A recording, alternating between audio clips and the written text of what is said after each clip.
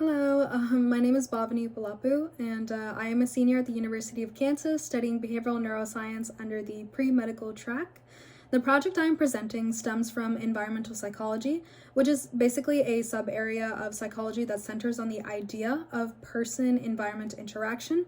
In contrast to most research in psychology, this perspective argues that psychological phenomena are not limited to the mind, but instead interact with the outside world and change based on where people are situated. Environmental psychology is distinct with this regard, yet many writers have critiqued it for being overly individualistic and neglecting culture and history.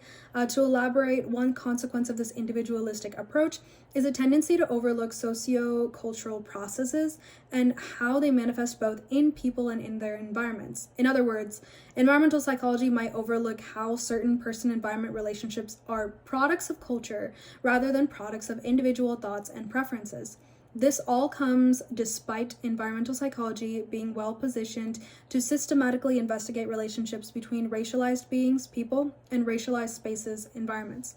So our project in particular focuses on whether and how environmental psychology research considers these sociocultural topics with a particular eye on the topics of race and racism, sociocultural phenomena that are evident in and influence countless aspects of everyday social life.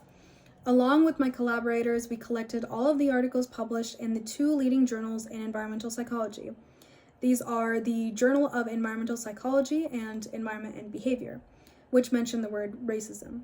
By doing this, we hope to systematically understand whether and how researchers investigate the topic of racism in environmental psychology.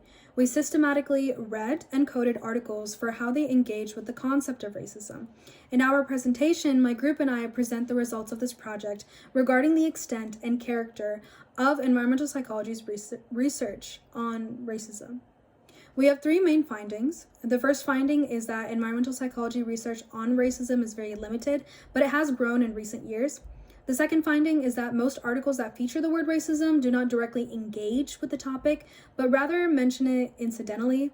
The third finding is that when environmental psychology research does directly engage with the topic of racism, it illuminates important topic areas related to environmental justice and how sociocultural processes get into everyday environments that people live in. We conclude the presentation by suggesting how environmental psychology might move forward while embracing principles of critical race psychology. Thank you.